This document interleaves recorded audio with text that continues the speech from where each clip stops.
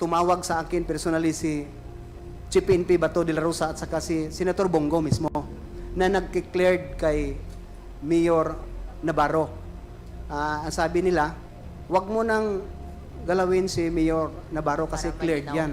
Itong Mayor Navarro nasa drug list, nasa watch list, Yes, na Your drug Honor. lord siya. Yes, Your Honor. And pinigilan po kayo habulin. May sinabihan direct na- order kayong natanggap galing sa dalawang very known personalities. Mr. Chair, remind lang natin, naka-oath po si Colonel. Mabigat po ang mga lumalabas na pangalan dito. So, funding was funneled downward from the level of Bongo. Mabigat po ang akusasyon na to. Colonel, magandang araw po. Magandang araw. Nabasa ko po ng maigi ang the same affidavit na binasa at kinumpirma ni Congressman Joel Chua. May tanong lang po with regards to your assignment in Ozamis. Sinabi niyo po that it was PNP Chief Bato who tasked you to dismantle the local drug kingpin by all means necessary, and that supposedly meant to neutralize or eliminate the target. Dito din po sa affidavit ninyo, sinabi niyo po na si Mayor Aldong Paruhinog nag-report sa inyo na itong lahat ay politically motivated or he is being politically persecuted.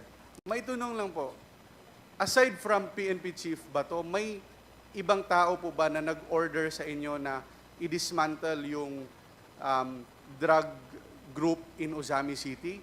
Meron po bang local officials or other personalities involved? Or was it only Chief PNP Bato and the former president?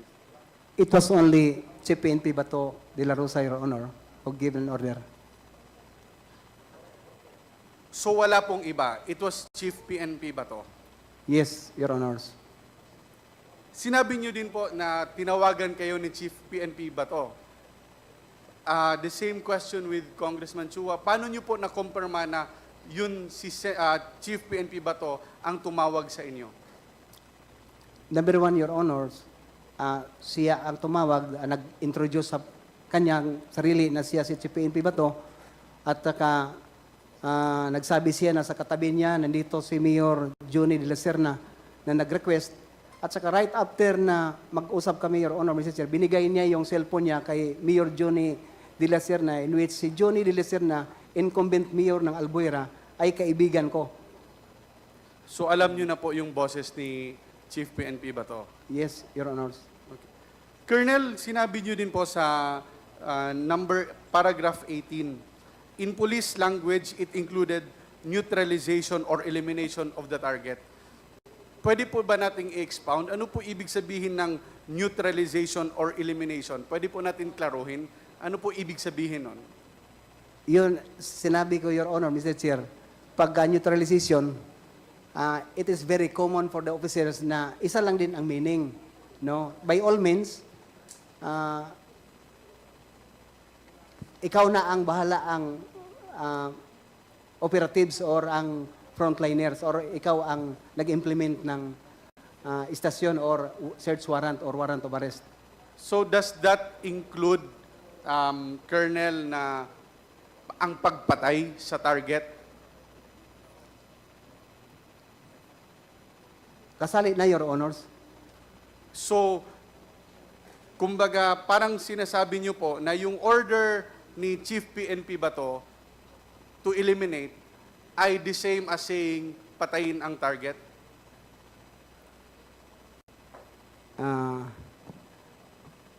Your Honors, Mr. Chair, I understand you if you allow me to not to answer that question, Your Honors. I understand if you will not answer it, Colonel. Sinabi niyo po sa inyong salaysay na na-establish nyo in 2 months na yung droga na yung illegal drug supply in Ozamis ay nanggagaling sa Paruhinog crime family. Paano niyo po ito na-establish, Colonel?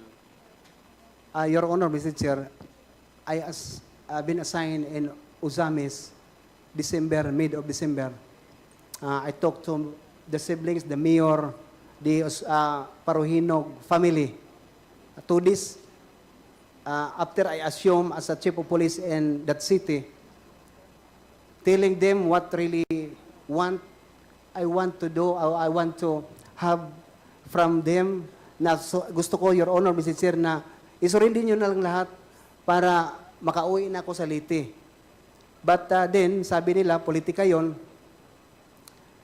pinapabayaan ko for 2 months, Your Honor, Mr. Chair, na magtrabaho ang Paruhinog because before I assign in Uzamis, I've heard a lot na dalawa ang PNP, dalawa ang LTO. Ang PNP, that means ang isa, Philippine National Police, yung isa, Police ni Paruhinog. Yung LTO naman, Land Transportation Office, yung isa, Lawis Transportation Office. Pag PNP, lahat ng mga huli sa police natin, PNP, na Philippine National Police, i-turn over sa police ni Paruhinog. So doon ang transaksyon. Kung ikaw naman manawakawan ka ng mga sasakyan, doon ka magpunta sa police ni Paruhinog sa office ng tinawag nila na Lawis Transportation Office para magbigay ka ng pira. Nalaman ko na yung lahat for 2 months na sila lang ang nagtrabaho. Manghuli sila for citizen's arrest. Pinoprove ko, Your Honor, Mr. Chair, na totoo talaga yung sinabi nila na dalawang police, PNP sa Uzamis, dalawa ang LTO. Nung last, Your Honor, Mr. Chair, na tinuturn over nila sa akin na mag-asawa, a couple, na nagsasalita na sa amin na, Sir, planted sa amin ni Mayor. Kasi kami nagbibinta, Sir, pero nung malaman namin na ikaw na ang nasign dito, nagpunta na kami sa Marawi. But we observe, Sir, na hindi ka man ang huli. So, bumalik kami dito para magbinta. Pero Marawi ang source namin. Nagkataon, Sir, na wala na kaming item, yung Shabu, Your Honor, Mr. Chair, pinantiran kami ni Mayor para lang mahuli. So, at the time, Your Honor, Mr. Chair, pinuntahan ko na si Mayor sa opisina, sinabihan ko na stop na lahat ang operasyon ninyo, ako na ang magtrabaho, Your Honor, Mr. Chair. So, Colonel, in short, nag-imbestiga kayo ng maigi at you were convinced that the Paruhinog were really into the drug trade. Yes, Your Honor, Mr. Chair. Colonel, in your the same affidavit, sinabi niyo po, in this period, Mayor Aldong reached out to me 3 or 4 times signifying his intention to surrender. Maitanong lang po, ano po ang kinatatakutan ni Mayor? Bakit gusto niyang mag-surrender? Siguro, number 1, Your Honors, na papasukin siya, hulihin siya, applyan siya ng search warrant, or siguro mamatay, kay marami naman ang news at the time, Your Honor, Mr. Chair, na maraming namatay kasi involved sa drugs. Una, masali ka sa list, sa watch list. So, takot siyang patayin dahil nasa drug list siya, Colonel. It may be, Your Honor, possible. So, ibig sabihin, pag nasa listahan ka, there is that real threat that you might die. Yes, Your Honors. Thank you, Colonel. Nung nag-serve po kayo ng search warrant, sinabi niyo po na 15 people were killed on July 30, 2017 at 2 a.m. And pagkatapos po nito, ay pinuntahan po kayo ng ating dating presidente, Rodrigo Duterte, and Chief PNP Bato para i-congratulate kayo. So, ibig po bang sabihin na kinongratulate kayo nila dahil na-neutralize nyo na ang mga paruhinog or yung drug syndicate sa Osamis? Yes, Your Honors. Ibig din po bang sabihin, Colonel, na kinongratulate kayo ni Chief PNP Bato dahil na-accomplish nyo yung order niya? Your Honor, Mrs. Chair, if you allow me not to answer that question, Your Honor. Mr. Chair. Mr. Chairman, Yes, Congressman Suarez. yeah, point of order lang. I've been listening to, with the indulgence of Congressman Omenal, of course. I think some of the information that a resource person is ready or will divulge might implicate or incriminate him. And maybe it's best that when it comes to the sensitivity of these informations, may I move that it be conducted in executive session where confidence and confidentiality can be exercised among the members of this committee.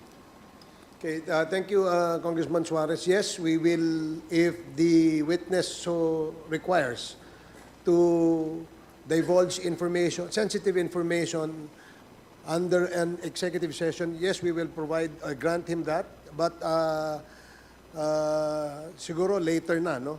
Yes, ma'am. After we complete with the, if all the members present here will complete all their questions that will be propounded to you. And if there are information you wish to share with the committee on an executive session, we will deal with that later before we suspend this committee hearing. Thank you, Your Honor. Please proceed, Congressman Waminan. Given that, Mr. Chair, with the indulgence of our members on the Quadcom, I would just like to put forward that motion.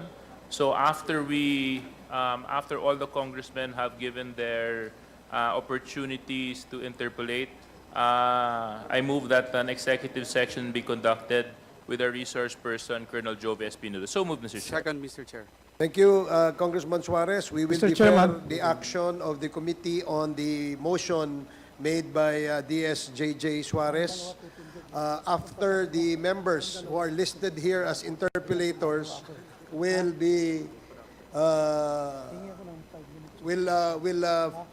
end their interpellation. So we will defer the action of the committee on the motion. Congressman Aquino. Yes, Mr. Chairman, can I move for a 3-minute suspension, Okay. Mr. Chairman? 1 minute suspension. Please proceed, Congressman Mominal, and kindly wrap up. Thank you, Mr. Chair. Last few questions.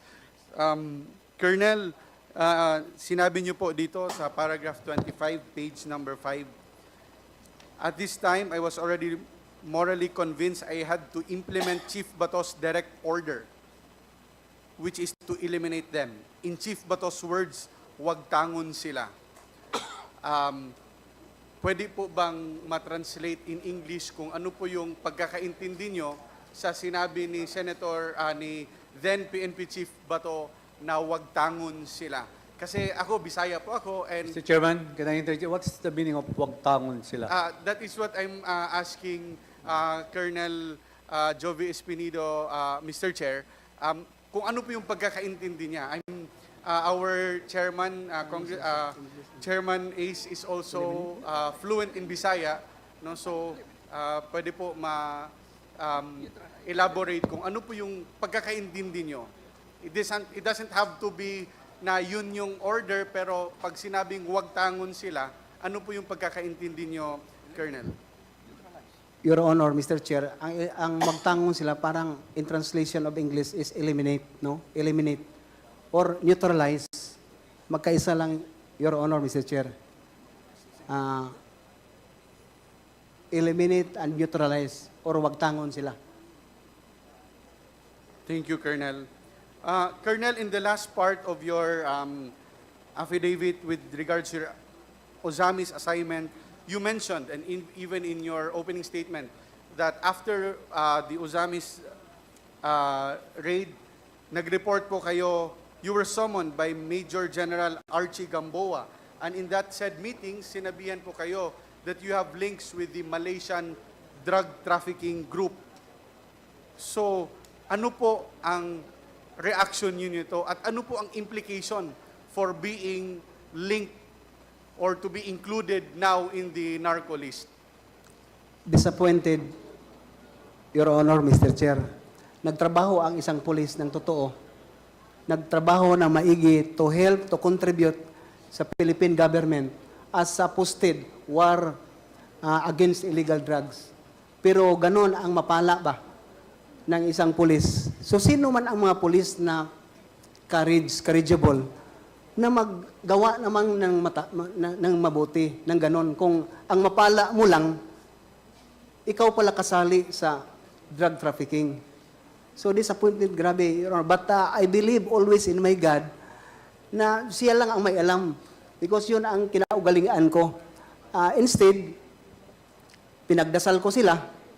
Nung pinagdasal ko sila, na nangyari noon, Your Honor, Mr. Chair, sa totoo lang, na-crush yung chopper.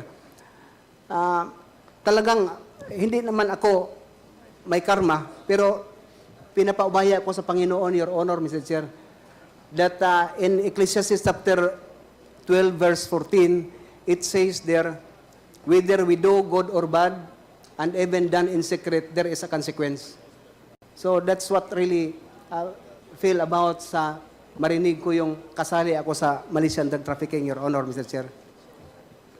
Colonel, nung nalaman nyo na nasa listahan kayo, naniniwala ba kayo na may planong kayo naman ang eliminate dahil nasama na kayo sa narco list? I admit and confirm that, Your Honor, Mr. Chair, na ako talaga itarget na. Dahil nilagay kayo sa listahan, ngayon kayo po ay naging target. Yes, Your Honor, Mr. Chair. So, balik po tayo dun sa pananaw ni the late Mayor Aldong na natakot siya na patayin siya dahil nandun siya sa listahan. The same sentiment na din po yung naramdaman nyo, Colonel. Hindi, Your Honor, Mr. Chair, hindi ako takot because yung kinakatakutan ko ang Panginoon lang, Your Honor, Mr. Chair, sa totoo lang. Hindi po kayo takot na patayin, pero naisip nyo po na patayin kayo. Siguro, yes, Your Honor. When in fact, Your Honor, Mr. Chair, nung ako malist sa watch list, pati bahay ko pinuntahan ng mga CIDG, pinasok para picturean lang. Yung account ko na nag-iisa lang na account ko na may 50,000 pesos ang natira para sa enrollment ng anak ko. Pinapaklose pa kasi drug lord si Espinido. Pero ganun lang ang buhay, Your Honor, Mr. Chair. Thank you, Colonel. Last two questions, Colonel. Ano po kaya ang dahilan? Bakit nag-order si Chief PNP Bato na i-dismantle yung drug trade sa Ozamis? Ano po yung dahilan? Dahil ba gusto niya matigil talaga yung proliferation of drugs or may ibang dahilan? Pwede niyo po masagot, Colonel. Kayo po ay naging intel officer, so whatever you gathered in your time as intel officer and of course with your knowledge and your wisdom and sa kakayahan niyo po, so ano po yung tingin niyo? Bakit pina-eliminate yung drug lord sa Ozamis? Your Honor, Mr. Chair, dalawa lang ang pag-intindi ko. Number one, na mag-instruction sila para ako madali. No, kasi galit sila na nadisban ko si Kerwin Espinosa. Why I say this? Si Kerwin Espinosa, tao nila. Magsabi ako tao nila kasi hindi binigay sa akin. When in fact, Your Honor, Mr. Chair, pinailan pa ako ng complaint ni Kerwin Espinosa sa ombudsman. Samantala, si Kerwin, hinawakan na ng EIDG. Pagkatapos, nasuspend ako for 1 month for that, Your Honor, Mr. Chair. Din, kasi nakita nila na disband si Kerwin Espinosa na tao nila, ilagay natin si Espinido sa Ozamis para mamatay. Siguro ang pag-isip nila, Your Honor, Mr. Chair, na nag-underestimate kay Espinido kasi si Espinido, only a lateral. Wala akong schooling ng special course. Wala akong schooling. Simple na si Espinido, grade 1, section 10 lang. Pero ang pag-underestimate nila, na-accomplish ko yung Espinosa drug groups, galit na naman sila. Bakit, Your Honor, Mr. Chair? Hindi nila binigay sa akin si Ardot at saka si Nuba. When in fact, na-file natin ng complaint sa Albuera, more than 40 uniform personnel na mga protector. Sa kay Paruhinog, hindi ako nakapag-file ni isa na protector kasi hindi nila binigay sa akin si Nuba Paruhinog. Maski isa lang minuto na kausapin ko at saka si Ardot Paruhinog when he arrested in Taiwan. Pagdating mismo dito sa Krami, na maghingi ako ng permission sa Chief PNP at the time, si Albayalde, hindi pinahintulutan ako na kausapin ko si Ardot. So, I presume, siguro, sa pag-isip ko, Your Honor, Mr. Chair, na tao nila yung nabangga ko. Bakit hindi nila ibigay para matapos na sana yung problema ng drug war? Kasi I believe, Your Honor, Mr. Chair, na kung mahuli ko buhay yung mga drug lord, sila ang magsabi kung sino ang protector nila. When Mayor Espinosa, buhay pa at the time, Your Honor, Mr. Chair, nasa sa akin pa siya, yun palagi yung sinabi ni Mayor Espinosa, Sir Job, walang Espinosa, walang drug lord kung walang pagpahintulot ng polis. Walang Paruhinog kung walang pahintulot ng army. Doon nag-umpisa yung kuratong baliling. So, yun ang nakita ko, Your Honor, Mr. Chair, na kung ito ang organized crime groups, to tell you, for my 28 years in service, dito lang sa PNP, sa police lang. Kung maski gusto pa ng mayor, congressman, gobernador, kung gusto pa nila, kung ang police stand like a brave, stick to implement the rule of law, walang magawa ang politisyan. Pero galing sa PNP ang drugs, ang illegal gambling, carnapping, kidnapping, galing sa PNP, Your Honor, Mr. Chair. Hindi ako matakot magsabi kasi alam ng mga polis nandito kung ano ang trabaho, ano ang polis. So at least, Your Honor, Mr. Chair, binigyan niyo ako ng pagkataon, at least may Panginoon ko, bahala na siya. Okay. Is that your last question, Congressman Wabinal? Yes, Mr. Chair. Mr. Chair, I firmly believe that it is imperative for this August body to investigate further, to seek the truth behind all this information we have received today through the statements of Colonel Jovi Espinido. And now ay sa ating executive session ay mas detalyado pa po ang ma-expose ng ating resource person para matulungan ang committee na makuha natin ang katotohanan na gusto nating malaman. Maraming salamat po, Mr. Chair. Okay, thank you, Congressman Wabinal. The next to interpolate is Congresswoman Migs Nograles. You're recognized. Thank you, Mr. Chair. Maayong udto, Colonel. Ngayon to, ma'am, Your Honors. Sa inyong affidavit, nakasulod dito, Mr. Chair, na sa paragraph 30, I confirm that there was a quota and reward system. So may quota and reward system. Ano po itong quota and quota system at ang reward system, Mr. Chair? Dalawa yon, Your Honor, Your Honors, Mr. Chair. Pag-quota at saka reward. Sa akin naman, we implemented in accordance with the law, Your Honors. Ang quota, bawat araw dapat ang pulis may matukhang yung knock and play. Puntahan yung mga nasa list para pasurindirin sa police station para sila marehab or voluntarily. Ang reward naman, it's very obvious for my assignment, Your Honor, Mr. Chair, na lahat ng mga operation through buy-bust operation, search warrant, implementation, may reward system yung mga local official. Ano ko, Your Honor, Mr. Chair, ang Usamis na nagbigay si Mayor Paruhinog ng 100,000 bawat accomplishment ng buy-bust operation. So nakatanggap kami ng 600,000. No? Mga lalaki yon na mga pusher sa Usamis. So yun ang pag-intindi ko. The other quota naman at saka yung reward system, alam ng mga pulis lahat yun, Your Honor, Mr. Chair, na patayin, may reward. Kung mamatay yung nasa watch list, may reward system yun ang ibigay. Your Honor, Mr. Chair, maski may kasalanan yun o wala, may ginawa na totoong nabaybas o wala. Yun ang pag-intindi ko sa dalawang klase ng reward at saka quota, Your Honors. Mr. Chair, para lang maklaro, so yung quota system, merong nag-a-identify ng mga tao. Tama? Yes, Your Honor. Etong quota, kanino galing ang listahan para ma-hit ang quota? From the DI at sa PDEA, mag-consolidate yun sila, Your Honors, Mr. Chair, yung mga Intel community.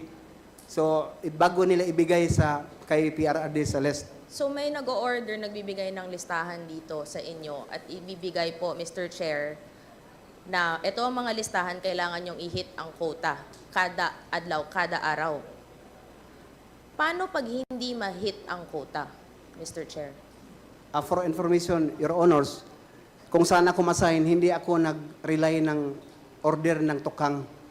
Wala ko kasi inisip ko yung palagi, Your Honors, Mr. Chair, na they are all victim. Why sila ang atutupagin ko when in fact, very clear naman ang pronouncement ng presidente natin na sa Albuera, yung mga Espinosa ang drug lord. So bakit magpunta pa ako sa mga user at saka sa poser na nakita ko din, Your Honor, Mr. Chair, na they are all victims lang. Kung makuha yung mga drug lord at saka sana protector, stop na ang illegal drugs. Kaya sa area ko, maski ang Bacolod, Your Honor, Mr. Chair, nakahuli tayo ng 80 to 90 na mga poser, walang patay. Mr. Chair, kanina sinasabi niya 2 beses na tokhang. Ano po ba ang tokhang para maintindihan natin? Kasi parang standard po ang sa inyo, kami po, hindi namin alam ano po ba ang tokhang. Sorry, Your Honor. Can you shorten your reply to the query of the members, Colonel Espinido? Yes, Please sir, proceed. Mr. Chair. Tokhang, that means knock and play. Parang Knock inak mo and yung play. inak mo yung bahay tapos Ito din sabihan sa mo. quota po, Mr. Chair. So yung quota na sinabi niyo sa affidavit niyo na may 50 to 100 per day, sinabi niyo din po dito na pupunta kayo kasi yung alam niyo, sa paragraph 30, we had to knock on the doors of 50 to 100 households suspected of drug use or pushing. Ito ang operation na tinatawag niyong tokhang sa loob. Yes, Your So Honor. kakatok kayo, tapos ano po yung proseso nito, Mr. Chair?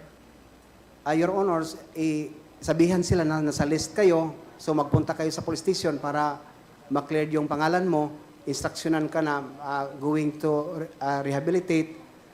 Yun ang instruction sa... So, kayo po ang pupunta sa bahay, kakatok, ano to, in the guise of voluntary surrender or kukunin, pupunta sa estasyon? Voluntary surrender, Your Honors. Tapos, hindi dadaan to ng korte, Mr. Chair? Diretsong rehab? Hindi, Your Honors. Tama po ba ang proseso na to?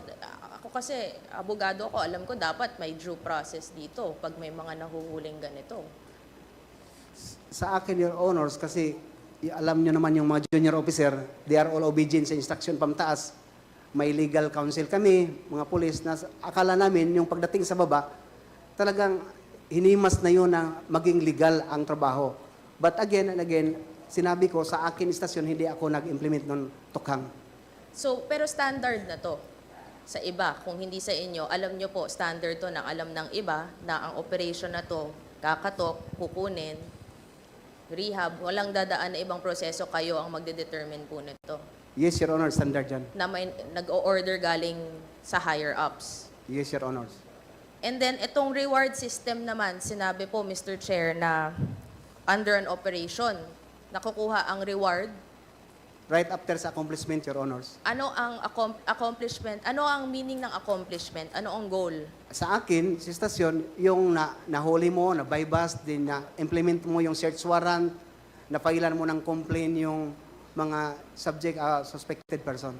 So, may buy-bust operations, may search warrant. Dun sa affidavit nyo, mga 2 beses kasi na nangyari dito yung sa Albuera. May search warrant, pumasok Mr. Chair, sila with the search warrant on illegal possession of firearms, tapos yung nag-search, biglang namatay itong si Mayor Espinosa. Sa Osamis din, itong mataas na syndicat, na drug lord na si Parahinog, pumasok din na may search warrant through the guise of illegal possession of firearms. Pagpasok, namatay din po. Itong pagkukuha ng search warrant, sa alam ko po kasi, di ba pupunta po kayo sa judge, at pag pumunta kayo sa judge, may witness yan at may ipapresent para mag-grant ang search warrant. Pero parang sinasabi po, Mr. Chair, na itong search warrant kasama sa operations ng reward system. So may formula po ba to para mag-grant agad ang search warrant on the guise of illegal firearms? Papasok, may makikita, tapos may mamamatay? Hindi naman, Your Honor, Mr. Chair. Ang kaugalian, for my experience, pag makita ng judge naman na may probable yung witnesses, deponent, na talagang nandyan may illegal items sa area sa kung saan naka-indicate yung search warrant, yung affidavit ng deponent at saka applicant na team leader, mag-release ng issue ng search warrant or warrant of arrest ang judge. Doon na, Your Honors, Mr. Chair, sa pag-implement mo na kung ano ang mga pamaraan na naman ang gawin mo as long as you are in accordance with the POP Standard Operating Procedure ng PNP, Your Honors. So itong search warrant, sinusundan naman. Yung mga witness na to, saan po galing? Ang sa Albuera, for your information, Your Honors, hindi ako ang applicant ng search warrant, ang province. Joint lang yon. Ang sa Usamis naman, hindi din ako ang applicant, ang CIDG. So ang CIDG ba ang pumapasok to search? Since sila naman ang applicant. Joint with us, Your Honor, Mr. Chair, bakit? Kami ang may alam sa area. Yung CIDG, nagpunta lang doon para mag-verify, validate, to confirm na mayroon talagang illegal yung isang subject person. Din sa pagpasok, Your Honor, Mr. Chair, because alam na ng lahat na fully armed ang grupo ni Parahinog. Itong reward system na to, naging standard to throughout the country? Sa pagkakaalam ko, Your Honors, yes. Paano mo nalaman to? May mga kausap ka bang iba na ganito din? Pinag-uusapan nyo. Ano ang sistema nyo dyan? Ganito din ba sa inyo?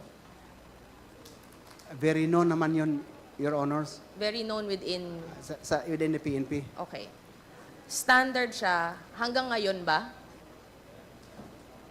Alam nyo po ba kung... Hindi ko na alam, Your Honor, sa ngayon, Okay. presente. Sorry, Your Honor.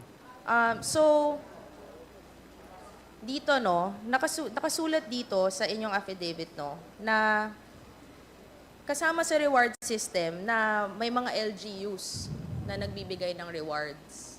Tama po ba? Yes, Your Honors. And sinabi niyong legitimate naman ang pag-receive ng mga awards sa may voluntary surrender sa grupo nyo. Tama, dahil may LGUs. Paki-explain lang po, bakit kailangan Actually, itong reward system, bakit kailangan, Mr. Chair, ng reward system? Hindi po ba trabaho naman po talaga ng police na hulihin itong mga suspected or nahuhuli sa bypass operations? Bakit kailangan ng reward system? Ba't kailangan din ng LGU pumasok para magbigay ng mga awards na to? Rewards na to? Yes, Your Honors. Ang nangyari kasi sa police, magaling lang mag-take ng order, magbigay ng order, manghuli. Pero hindi magbigay ng allowance or financial to accomplish the mission, Your Honor, in which ang bypass hindi ka ganun kadali, Your Honor, na puntahan mo, hulihin mo. Dapat may pira yung gasolina ng motor, ng police mo, operatives. Kinausap ko yung mga executive, Your Honors, kung saan ako ma-assign, na ganun ang mga mangyari sa atin, Your Honor. So, voluntarily na sabi sila, Your Honors, na sige, kami ang magbigay ng budget sa inyo para sa reward kung may mahuli. Itong reward, kasama, so kung ma-hit mo yung quota mo, may reward ka.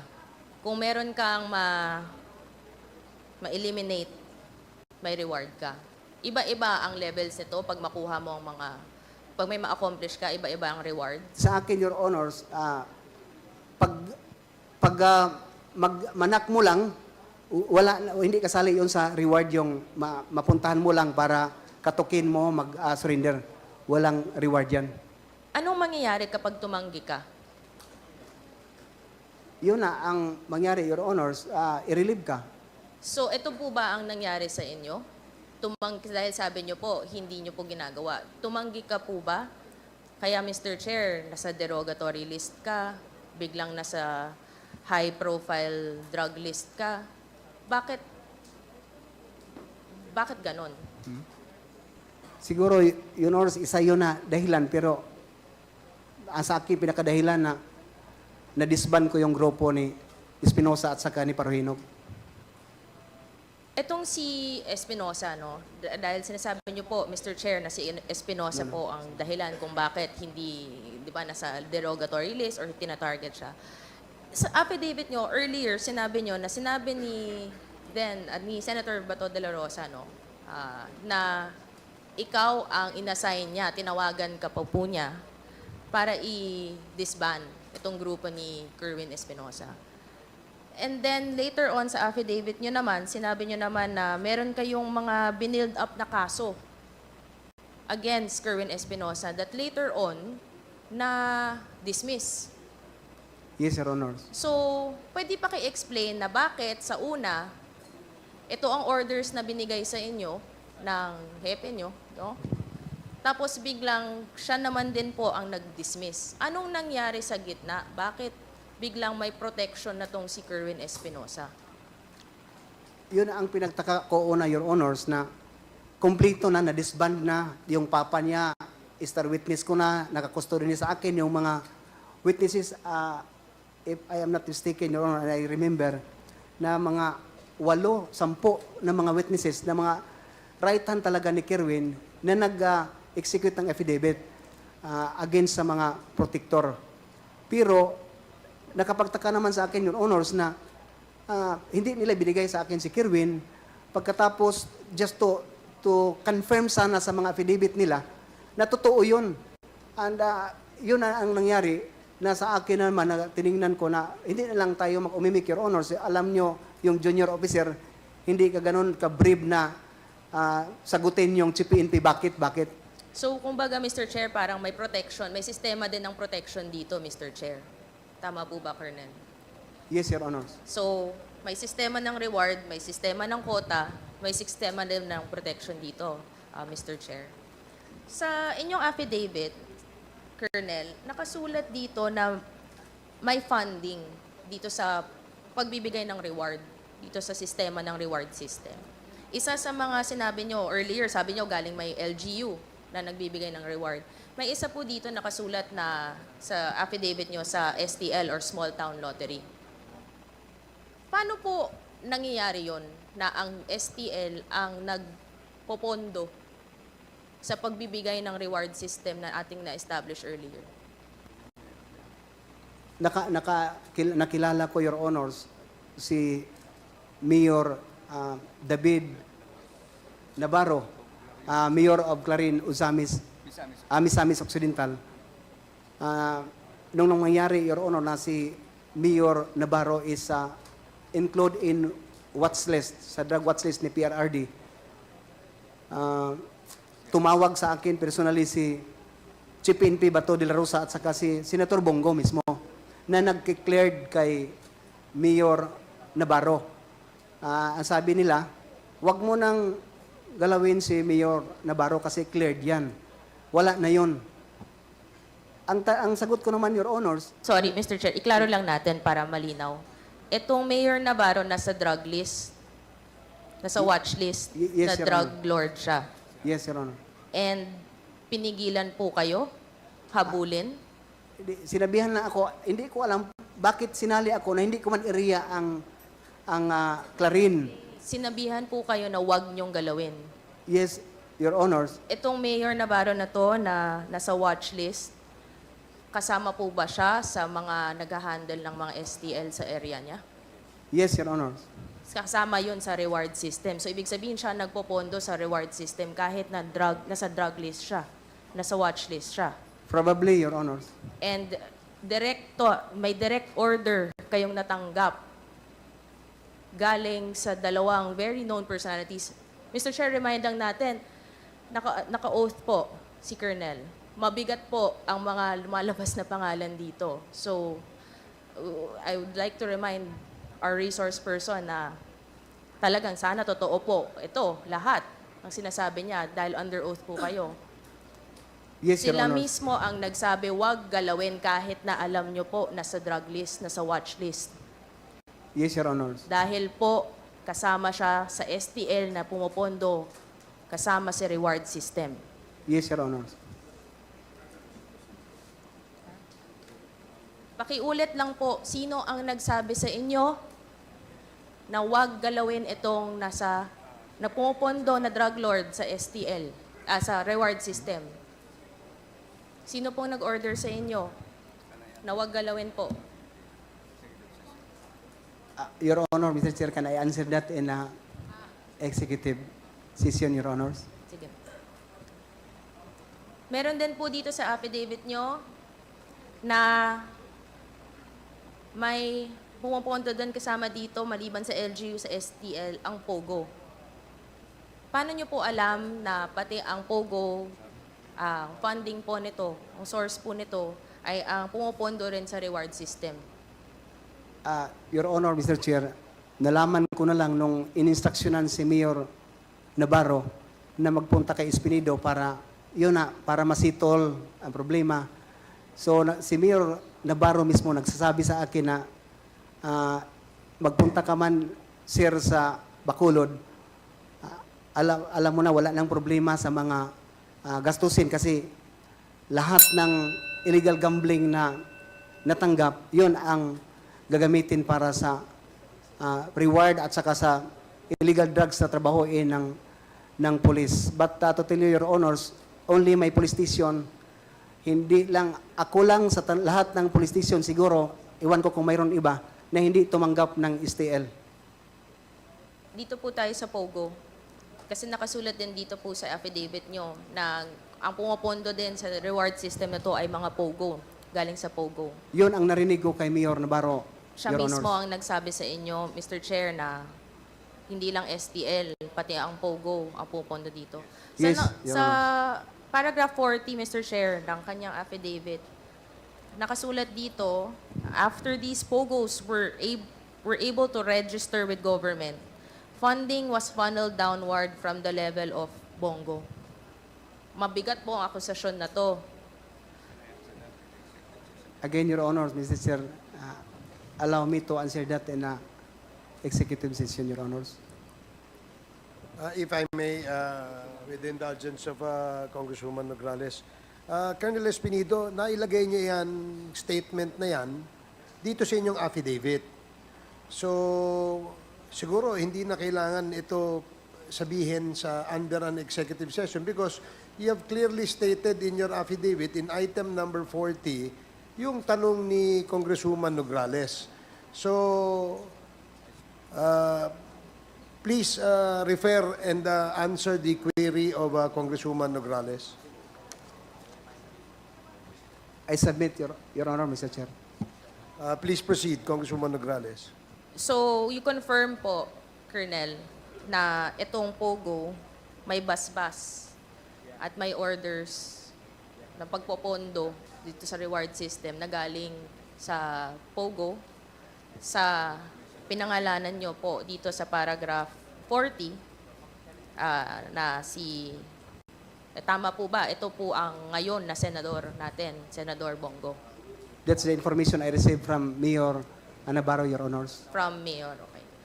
And meron din dito, nakasulat na intelligence funds din ang pumupondo sa reward system na sinabi nyo sa affidavit nyo. Paano nyo naman po alam na galing din po sa intelligence funds? Yun ang mostly na marinig natin, Your Honor, sa amin mga pulis na pagkukunan para sa mga fund ng mga reward system, Your Honors. Itong si Kerwin Espinosa, babalik ko lang. Sa tingin niyo po ba, Mr. Chair, na ito biglang kaya Prendontech na protektahan, kasama din po ba siya? All this and corroborate your statements. Tama po ba, Mr. Yes, Chair? Your Honors. Meron din AIDG. Kasama po. Tama po. Yes, Your Honors.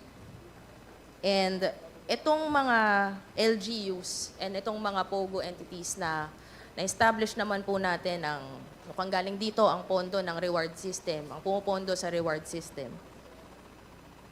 Pwede mo bang mabigay sa amin ng mga listahan? Mga entities siguro na alam nyo or mga LGUs din na alam nyo po. Your Honors, Mr. Chair, sorry for that because I don't have any document na ma-indicate lang yung mga pangalan nila. Just only an information as an chief of police and an officer of the PNP. Siguro, Mr. Chair, itong mga bagay na to sa mga list ng bagmen, ang intelligence officers, ang mga POGO entities, ang mga list ng LGUs, of course, to protect later on sa executive session, baka pwede nating makuha ito. Just to protect the names na lalabas, we want to protect these people also, and especially kay Colonel, na ilabas po natin within the executive session, Mr. Chair. So, ito, no, tama, sa pagkaintindi ko po, meron talagang system of reward sa loob. At ang system of reward na to, kung ang pumupondo, ang LGU, ang STL, ang POGO, intelligence funds, at may nag-identify ng mga bagay-bagay na to. At mukhang ang nag-identify sa bagay-bagay na to, sinabi nyo naman sa paragraph 40, si Senator Bongo. Tama po ba ang pagkaintindi ko?